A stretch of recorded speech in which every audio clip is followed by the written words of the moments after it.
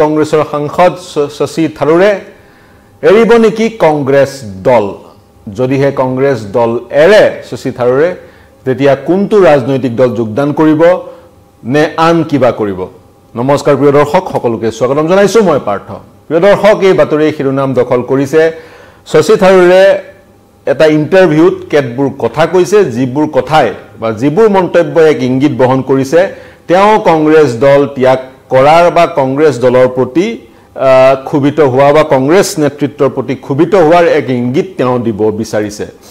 সাক্ষাৎকাৰটো লৈছিলে lease Matthew নামৰ এগৰাকী সাংবাদিকে মালায়ালাম ভাষাত ইণ্ডিয়ান এক্সপ্ৰেছৰ মালায়ালাম খিতানত মালায়ালাম ভাষাৰ যেটো ৱেবছাইটটোৰ কাৰণে লিজ মেথিউ নামৰ সাংবাদিক গৰাকীয়ে মালায়ালাম ভাষাত শশী থাৰুৰৰ সেই ইন্টাৰভিউটো লৈছিলে আৰু সেই ইন্টাৰভিউটোত শশী থাৰুৰে কেতবোৰ মন্তব্য কৰিছে যিবোৰ মন্তব্যই শিৰোনাম দখল কৰিছে বিগত সময় শশী থাৰুৰে কেৰালাৰ এলডিএফ লেফট ডেমক্ৰেটিক পাৰ্টিৰ যি চৰকাৰ সেই চৰকাৰখনৰ মুখ্যমন্ত্ৰী গৰাকীক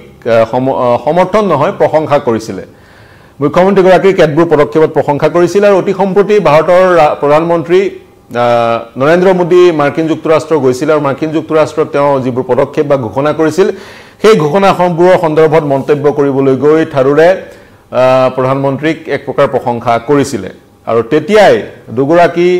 এগৰাকী কেৰালাৰ মুখ্যমন্ত্ৰী লেফট ডেমক্ৰেটিক পাৰ্টিৰ তেওঁ প্ৰশংসা কৰাৰ কাৰণে আৰু বিজেপিৰ প্ৰধানমন্ত্ৰী নৰেন্দ্ৰ মোদীক প্ৰশংসা কৰাৰ কাৰণে এতিয়া কংগ্ৰেছ দলৰ নেতৃত্বৰ ৰুখত শশী থাৰুৰ পৰিছে বুলি বিভিন্নজনে ক'ব খোজে বিগত সময়ত আজি কিছুদিনৰ আগতে কংগ্ৰেছৰ শীৰ্ষ নেতা ৰাহুল গান্ধীক সাক্ষাৎ কৰিছিল শশী থাৰুৰে এতিয়া থাৰুৰো ক্ষোভিত হৈছে থাৰুৰ কিয় ক্ষোভিত হৈছে বা সেই বিশেষ ইন্টাৰভিউটোত থাৰুৰে কি ক'লে 2026 চনত কেৰালাত আহি আছে নিৰ্বাচন আৰু কেৰালাত দুবাৰকৈ কংগ্ৰেছে সেই নিৰ্বাচনত পৰাজিত হৈছে এতিয়া শশী থাৰুৰে ক'ব বিচাৰিছে কেৰালাত কিন্তু যি কংগ্ৰেছ সেই কংগ্ৰেছৰ নেতৃত্ব দিবলৈ লিডাৰশ্বিপ নাই অৰ্থাৎ তেওঁ নিজকে কেৰালা কংগ্ৰেছত নেতা হিচাপে প্ৰক্ষেপ কৰিব বিচাৰিছে কেৰালাৰ মুখ্যমন্ত্ৰী হোৱাৰ তেওঁ মন মেলিছে প্ৰথম কথা দ্বিতীয় কথা তেওঁ কৈছে কেৰালাৰ কংগ্ৰেছত একেবাৰে গ্ৰাউণ্ড লেভেলত যি অৱস্থিতি থাকিব লাগিছিলে সেই অৱস্থিতি নাই আৰু তেওঁ আহ্বান জনাইছে শীৰ্ষ নেতৃত্বত কেৰালাৰ গ্ৰাউণ্ড লেভেলত একেবাৰে তলৰ পৰ্যায়ত যাতে কংগ্ৰেছে নিজৰ অৱস্থিতি বৃদ্ধি কৰে তাৰ কাৰণে আহ্বান জনাইছে শশী থাৰুৰ সকলোৰে পৰিচিত বিভিন্ন সময়ত তেওঁ শিৰোনাম দখল কৰে বহুকেইখন কিতাপ তেওঁ ৰচনা কৰিছে ইংৰাজী ভাষাত সাহিত্য একাডেমী বঁটা লাভ কৰিছে ৰাজনীতিলৈ অহাৰ আগতে তেওঁ এগৰাকী কেৰিয়াৰ ডিপ্ল'মেট আছিলে ইউনাইটেড নেশ্যনছত তেওঁ উচ্চ পদস্থ এজন বিষয়া আছিলে ডেপুটি ছেক্ৰেটাৰী জেনেৰেল আছিলে তাৰ পিছত তেওঁ ৰাজনীতিলৈ আহিছে তেওঁৰ ইংৰাজীৰ শব্দ ভাণ্ডাৰৰ কথা মই দুনাই কোৱাৰ প্ৰয়োজন নাই তেওঁতকৈ বেছি ইংৰাজী শব্দ জনা ভাৰতবৰ্ষত চাগে আন কোনো ব্যক্তি আজিৰ তাৰিখত নাই বুলি ধৰা হয়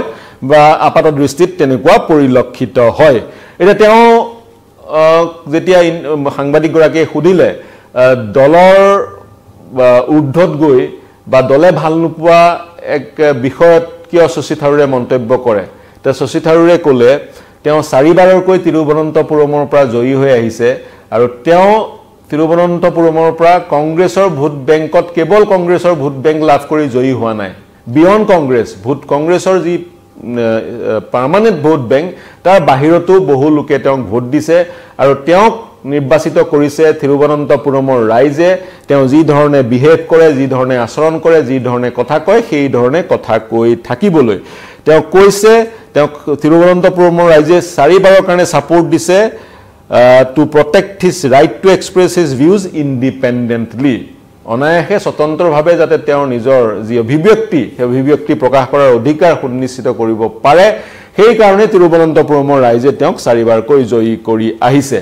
কংগ্ৰেছ পাৰ্টিত তেওঁ থাকিব নে নাথাকিব সেই প্ৰশ্ন সোধাত তেওঁ কৈছে কংগ্ৰেছৰ কাৰণে মই এভেইলেবল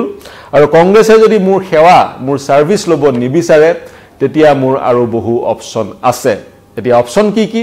তেওঁ কৈছে তেওঁ আন্দোলনত যোগদান কৰাৰ এই বিষয়টোক পছন্দ নকৰে বা সমৰ্থন নকৰে তেওঁ কিতাপ লিখিব তেওঁ বিশ্বৰ বিভিন্ন প্ৰান্তত গৈ ভাষণ দিব তেওঁ বহু আৰু কাম আছে সেই কামবোৰ তেওঁ কৰি গৈ থাকিব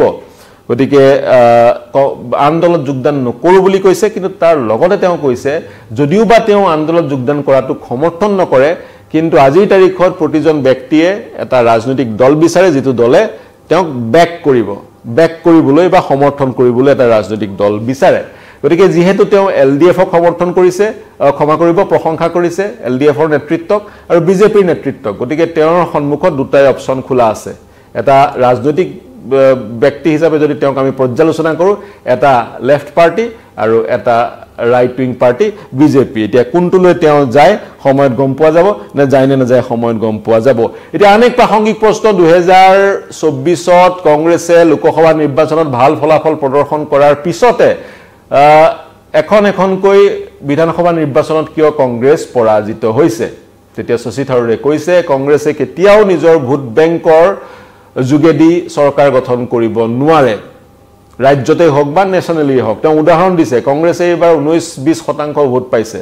কংগ্ৰেছে কেন্দ্ৰত চৰকাৰ গঠন কৰিবলৈ 26-27% ভোট লাগিব কংগ্ৰেছৰ ভোট বেংক হৈছে 19% আৰু বাকি অতিৰিক্ত 10% কংগ্ৰেছৰ বাহিৰৰ ব্যক্তিয়ে নিউট্ৰেল ভোটেৰে কংগ্ৰেছক ভোট দিব লাগিব তেতিয়াহে কংগ্ৰেছ জয়ী হ'ব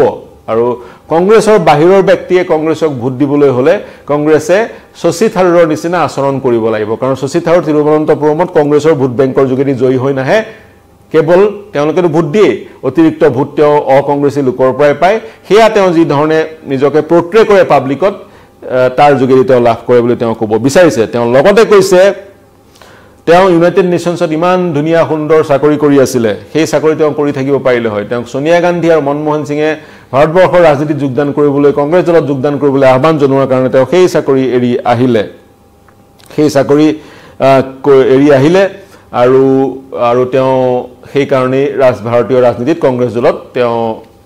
এজন নেতা হৈ আছে আৰু বিভিন্ন সময়ত তেওঁ আৰু বহু অভিযোগ উত্থাপন কৰে ৰাহুল গান্ধী যেতিয়া তেওঁক মাটি পঠিয়াইছিল তেতিয়া ৰাহুল গান্ধীকো তেওঁ অভিযোগ দিছিলে তেওঁ ব্যৱহাৰ কংগ্ৰেছ দলে কৰা নাই বুলি বা লোকসভাত চলিত লোকসভা অধিৱেশনত বা বিগত লোকসভা অধিৱেশনত তেওঁক ভাষণ দিয়াৰ সুযোগ কংগ্ৰেছ দলে দিয়া নাই বুলি তেওঁ অভিযোগ উত্থাপন কৰিছে তেওঁ কংগ্ৰেছ দলে তেওঁক ভাষণ দিবলৈ সুযোগ দিয়া নাই তেওঁৰ যি এক্সপাৰ্টিজ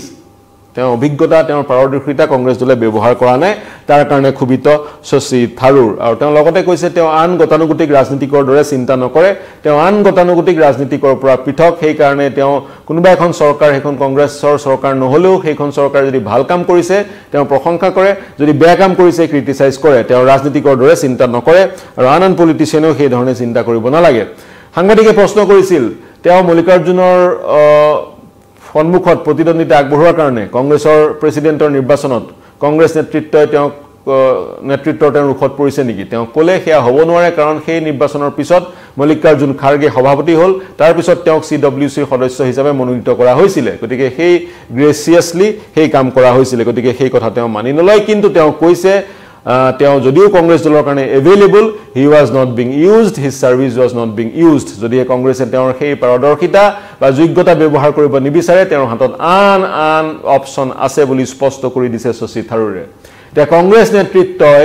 তেওঁক ৰিটেইন কৰিবলৈ তেওঁ যাতে কংগ্ৰেছ দল এৰি না যায় বা আন্দোলনত যোগদান নকৰে তাৰ কাৰণে কি পদক্ষেপ গ্ৰহণ কৰিব কাৰণ 2026ত কেৰালাত বিধানসভাৰ নিৰ্বাচন সেই নিৰ্বাচনী বৈতৰণি কংগ্ৰেছে পাৰ হ'ব পাৰিবনে শশী থাৰুৰৰ অবিহনে ই এক আজিৰ তাৰিখত প্ৰাসংগিক প্ৰশ্ন বিভিন্নজন যি সকল শশী থাৰুৰৰ ক্ৰিটিক তেওঁলোকে ক'ব বিচাৰে শশী থাৰুৰৰ গ্ৰাউণ্ডৰ লোকসকলৰ সৈতে বা সাধাৰণ শ্ৰেণীৰ লোকসকলৰ সৈতে কোনো কানেকশ্যন নাই তেওঁ ওপৰে চলি থাকে তেওঁ ভাষণ দিয়ে তেওঁ ধুনীয়া কথা কয় কিন্তু গ্ৰাউণ্ড লেভেলৰ লোকসকলৰ সৈতে তেওঁ কানেকশ্যন নাই যদি হে গ্ৰাউণ্ড লেভেলৰ লোকসকলৰ সৈতে তেওঁ সংযোগ স্থাপন কৰিব পৰা নাই তেতিয়া 4 বছৰ তেওঁ তিৰুৱনন্তপুৰম 4বাৰকৈ তেওঁ তিৰুৱনন্তপুৰমৰ পৰা জয়ী হৈ আহাৰো জয়ী হৈ নাহিলহেঁতেন গতিকে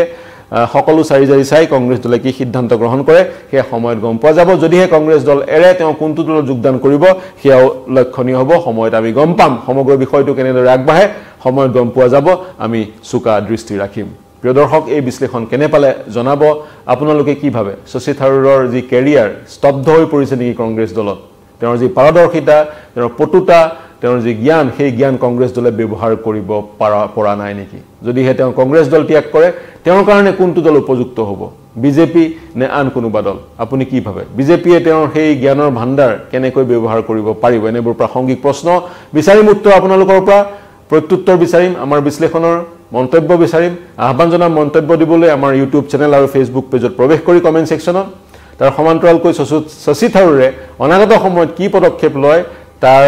সকলো বাতৰিৰ আৰৰ বাতৰি আৰু বিশ্লেষণৰ কাৰণে চাই থাকিব নিউজ 18 অসম নৰ্থ ইষ্ট দেশ বিশ্ব ৰাজ্যৰ সকলো বাতৰি ৰিয়েল টাইমত পাবলৈ হলে সাবস্ক্ৰাইব কৰিব নিউজ 18 অসম নৰ্থ ইষ্টৰ ইউটিউব চেনেল আৰু ফলো কৰিব ফেচবুক পেজ দেশ বিশ্ব ৰাজ্যৰ সকলো বাতৰিৰ কাৰণে চাই থাকিব নিউজ 18 অসম নৰ্থ ইষ্ট